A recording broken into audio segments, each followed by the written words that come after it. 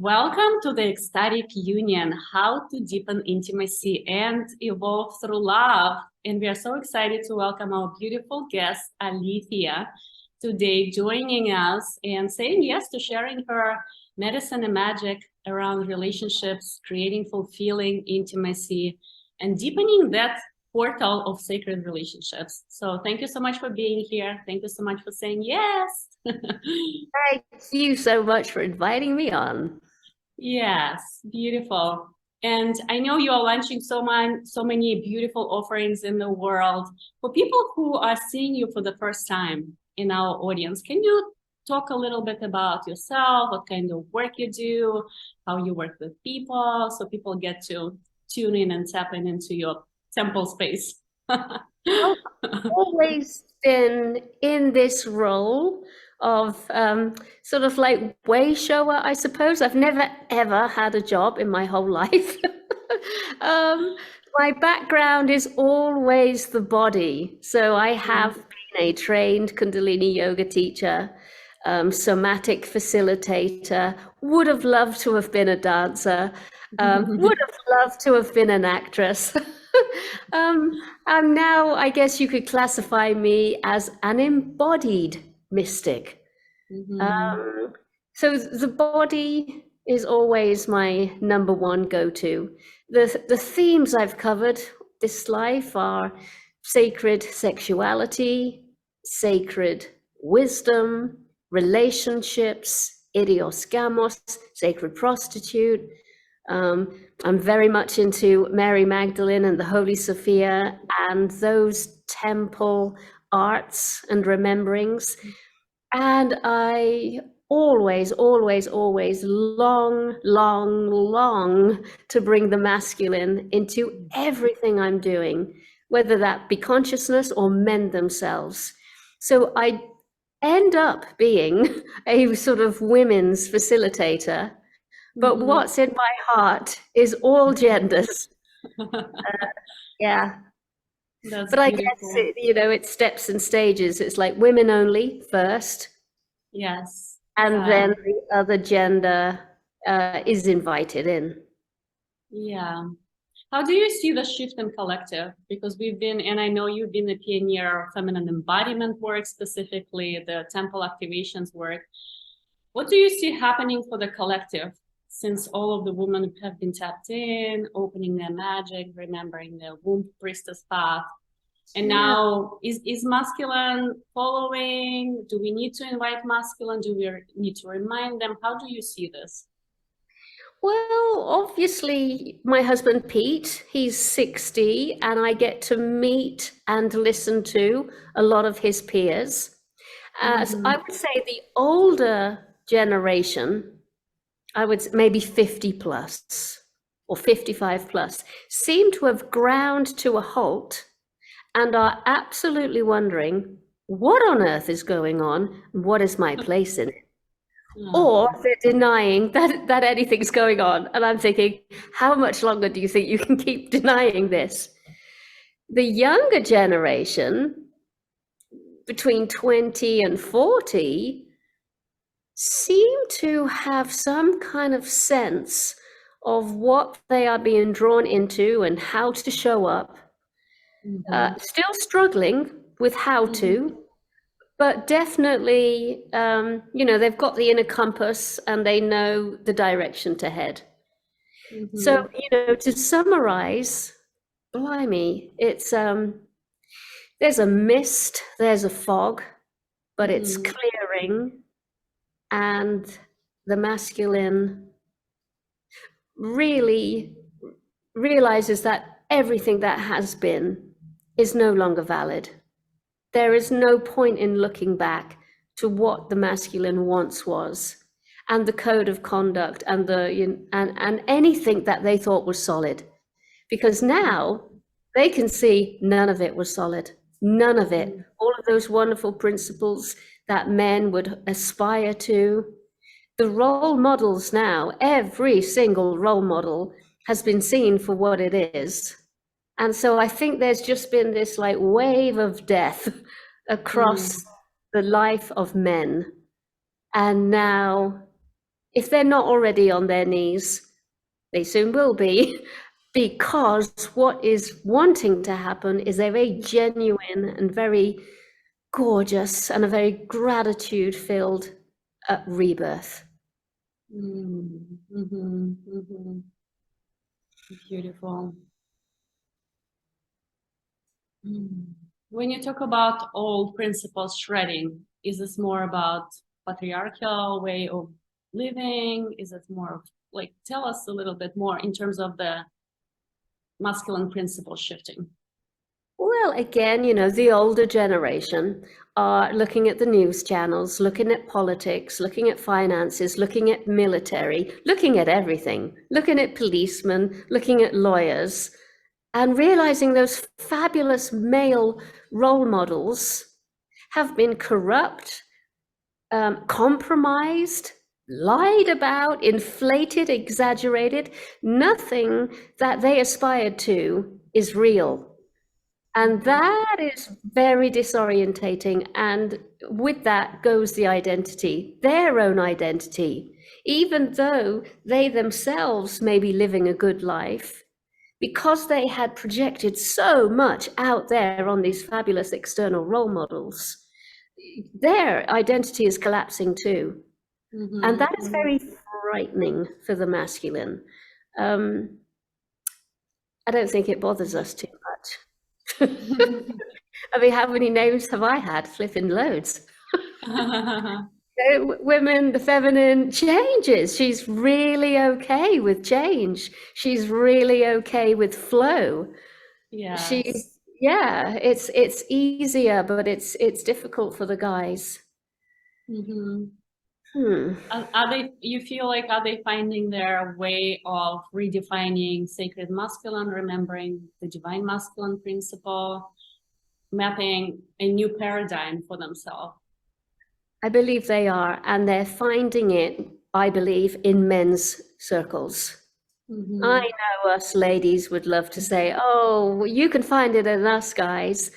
But, you know, like we said at the beginning of this call, first step, women only. Yes. Maybe for the guys, first step, men only. You know, establishing the brotherhood, creating love and trust amongst men, talking, sharing how disorientating this moment in history is. And maybe together, you know, just saying, well, what is it you value? You know, let's discuss our values. Let's discuss our principles. Who are our role models? There are no role models. Maybe we have to become the role models, you know? Yeah. And then when they are brothers again, you know, when they're shoulder to shoulder and eye to eye, now they can turn back and face us. Yeah, this is so beautiful. I have goosebumps. Yeah. Yeah, definitely. This feels very aligned. Yeah. So from this space of, you know, men recreating themselves, remembering, what do you see in terms of relationships templates? Yeah. Oh my. We've seen the first wave, the second wave of sacred unions, meeting, remembering, and activating portals all over the globe with their love. Yes. But how do you see this? I think we're into a different department now. So, yes. You know, with the rise of the sacred feminine, she raised the issue of intimacy. She raised the issue of sensuality, transparency, vulnerability, and hey, we need to be a lot closer. We need to go deep. You know, we need to create a relationship that is the chalice of this new consciousness. And perhaps to a certain degree, that worked. That happened. But now we have this identity collapse of the masculine. And I would say, and in my own marriage, that sacred feminine aspect is very much on pause. It cannot go any further until a step by the masculine is taken, and it's at the root of his being. I call it identity. It could be a whole new range of archetypal patterns. Actually, I'm a great believer that as we change, so the archetypes change. You know, the patterns of energy that flow through us. Yes. And I believe they're going to get that next step in their men's circles. But of course, us women are like, what's happening? You know, they're turning to the men first. Before, you know, and before it was, you know, like the male and the female coming together and, oh my God, this is happening. This sacred union is really coming online. But now we've all ground to a halt. But I believe it's a worthy step that now needs to be taken. And it's to be found in brotherhood. Yeah. And now, you know, now we are to be patient. Yeah. Keep working on ourselves and our, you know, beautiful that P word. Patience, trust, humility. Yeah.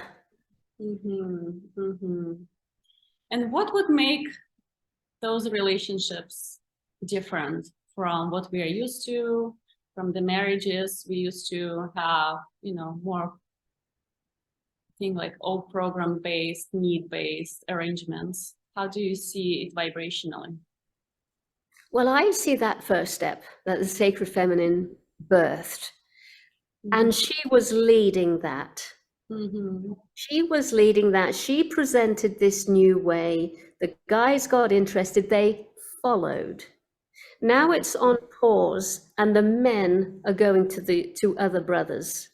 Should this discovery of their true self be found, they will now return back to us with a sense of direction. Now this is going to be the really interesting part, because now it means for us surrender.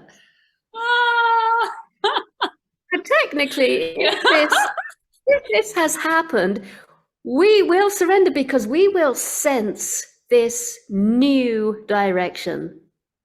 We will just absolutely sense it from head to heart to womb. He is online. He is going in the right way. I so want to follow. And our body will just do the rest. Yeah. Wow. I feel that could be the plan. That sounds like it feels truthful. It feels promising. It feels like it's an absolute reality. This really could be what is happening. Yeah. And it won't be a case of, okay, now he's leading. It will be he senses the direction. The feminine will follow. Now she will then sense another direction, which is another step, and he will follow, and vice versa. And so together they are swimming through this new consciousness. Sometimes we go to the right, sometimes we go to the left, male, female, and the movement is what swishes the tail, and woohoo, we're off. Shared direction, shared, I'm not so into the word leadership, but shared knowing. That's a good one. Shared knowing. Beautiful. This sounds so delicious. I'm enrolled. Yeah. This is just the envisioning. Yes. Of course, then comes the reality, the living of it. Yes, the living of it. Yeah. Wow. Yeah.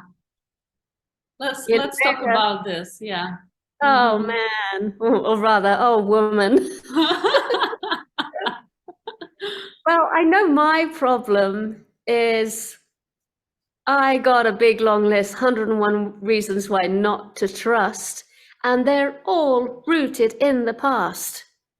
And this is my daily prayer, to catch myself referencing the past. Whether it's a feeling, a sensation, a thought, a body of evidence, you name it, just catching it and immediately just offering up to that which I've just spoken about, which I trust completely. I trust this vision. But I have so many reasons based on human past experience that this vision is divine or angelic, but the human being in me has a big clipboard that says, don't believe the hype. Yeah, there's so much pain and there's so much fear in that. Yeah. But I can also see the master plan. If I do trust, if I do keep offering up, then it's, the vision is a relationship vision. But in my own personal daily offering up, I myself as one gets to lighten my load. So, this is self-work, actually. Yeah. And yet we say, oh, I'm working on the relationship. You are, but by golly, we're also lightening our load. We're lightening our burdens. So there's like two massive reasons why to continue on.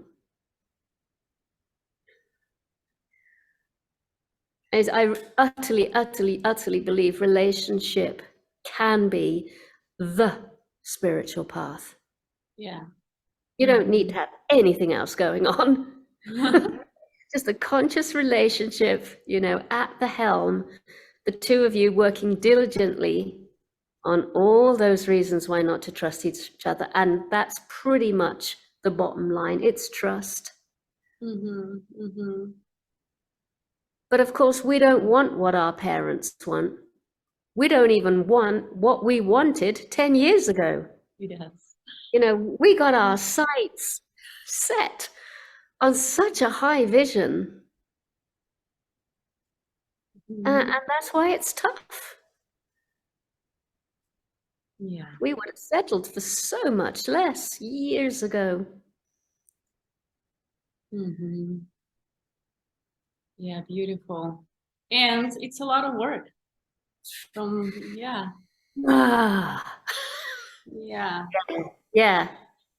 it really is. Yeah. So for someone, because we have requests from audience who were part of our previous summit, for someone who is in relationships, either committed relationships or marriages or just dating and getting to know each other and deepening that bond, what would you suggest in terms of even opening that portal? Because we have feminine doing all of this embodiment work. We had a huge production last time, temple activations. So how can they start dancing, start inviting, start deepening that connection in their existing connections?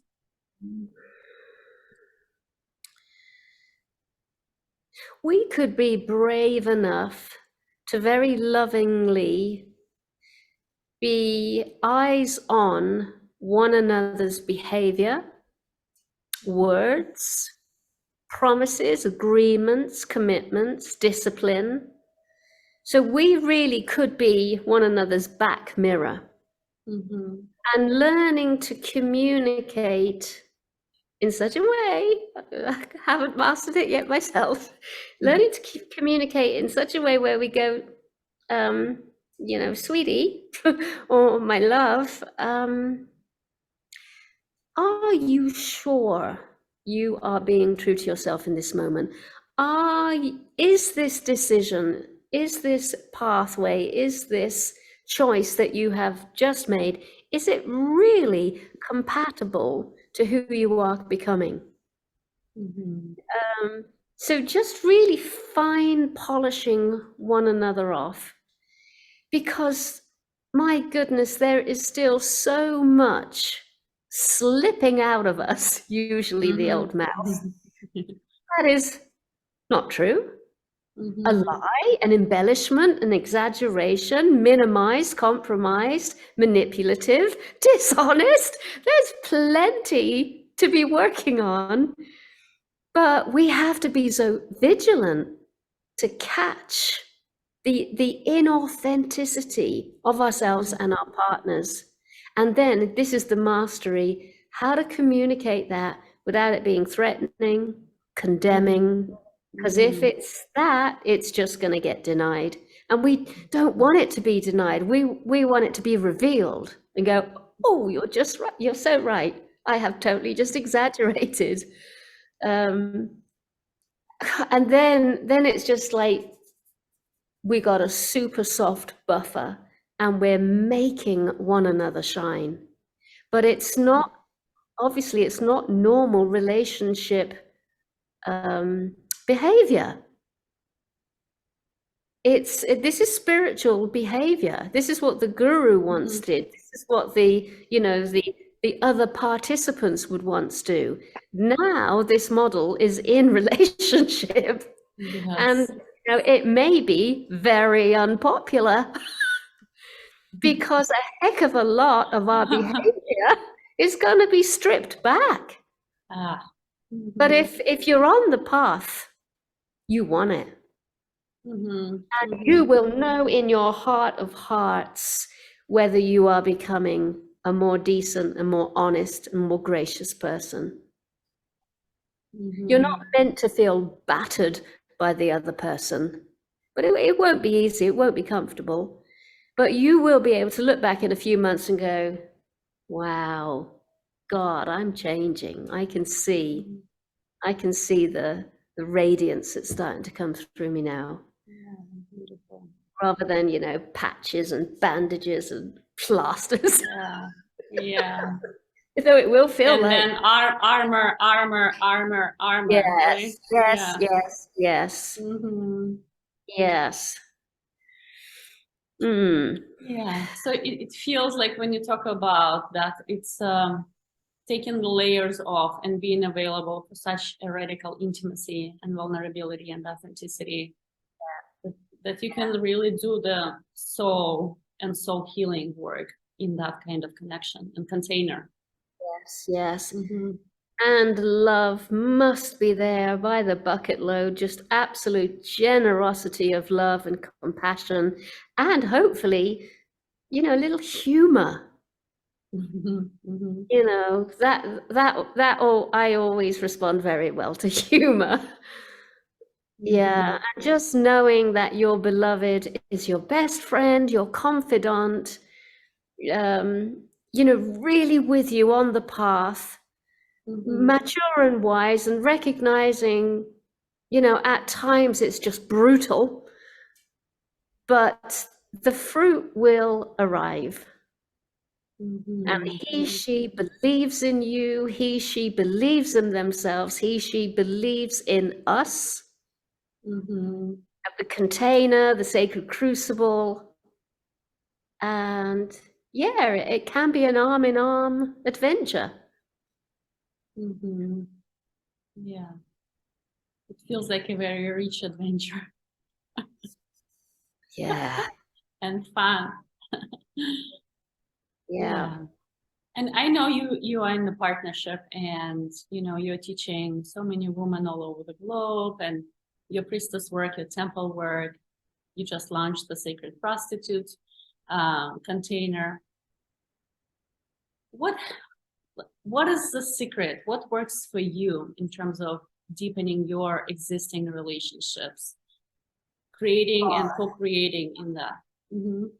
Everything I find is in my body.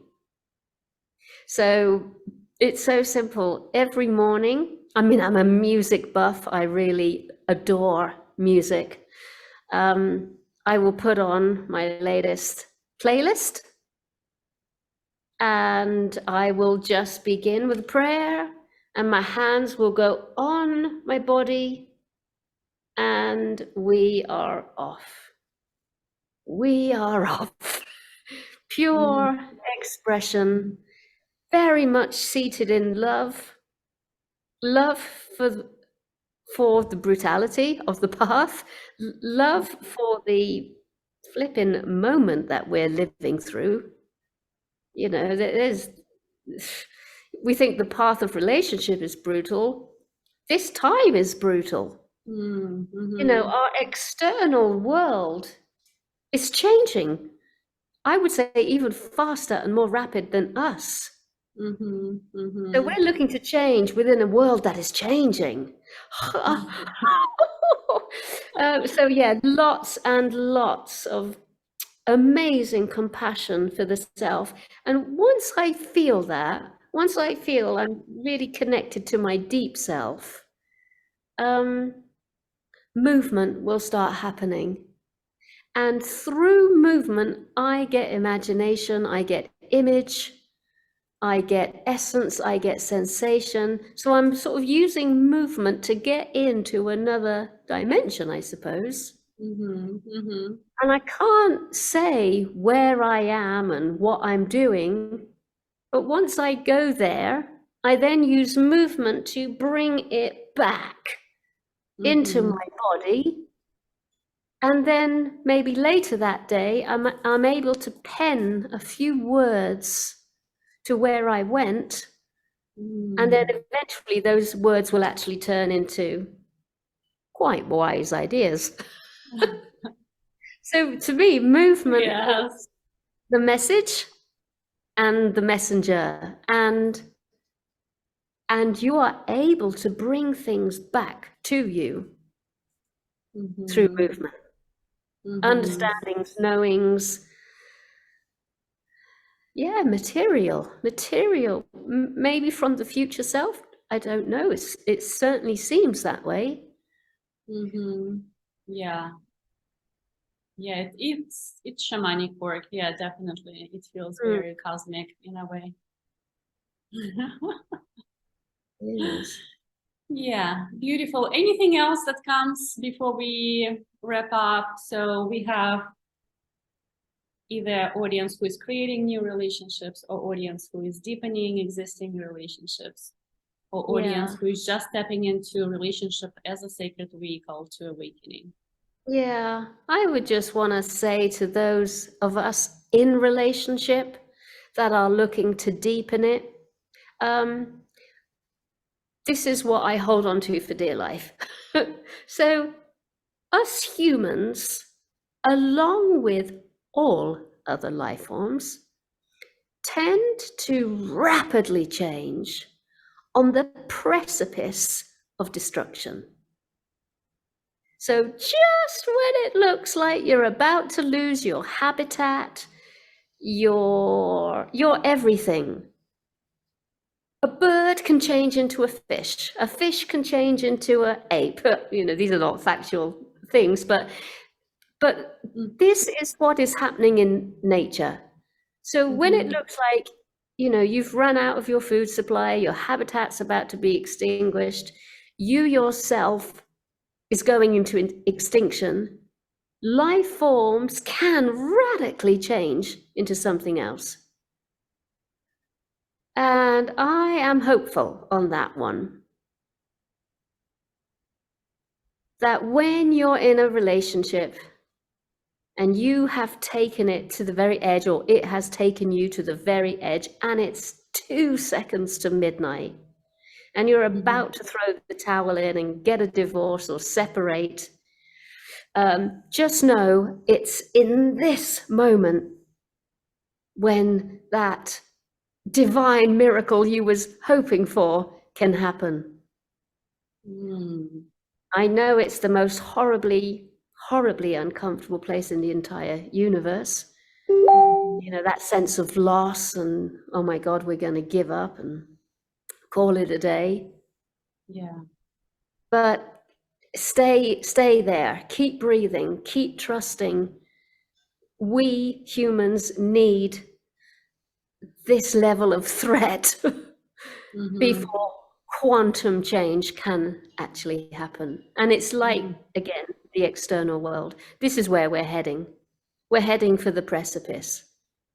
But rather than that be, oh no, we're about to be extinct, it's like, no, this is when the big miracle happens. This is when we go into the chrysalis. This is when we change from caterpillar to butterfly. Mm-hmm. We're not meant to know how that works. The caterpillar doesn't know how that works. He or she is just in the dark incubation chamber. Yeah. And the entire body is morphing into another creature. That's got to hurt in some way, or at least be hugely disorientating. Yeah. The next thing you know, you spread your wings, and you are this glorious, colorful, beautiful creature. Yeah. So that's my little prayer to those of us in a long-term relationship. Yeah. And I'm right there. I am right there. Yeah. Petey and I are on the precipice. Yeah. Well, thank you so much for sharing those authentically. And it's such a powerful, potent medicine for each of us, for couples, for the collective, for understanding the new templates. So thank you so much.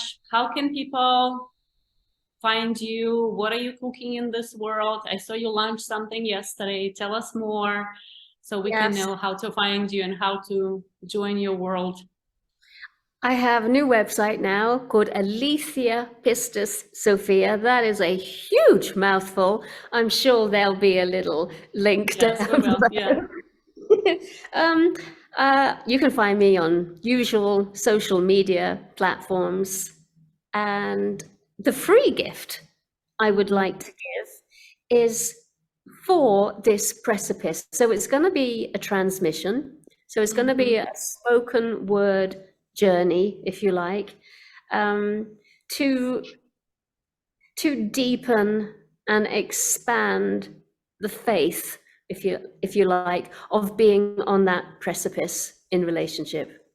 Oh, that's powerful. It'll be a beautiful heart gift to those of us trudging through the quagmire, changing a caterpillar relationship into a butterfly one.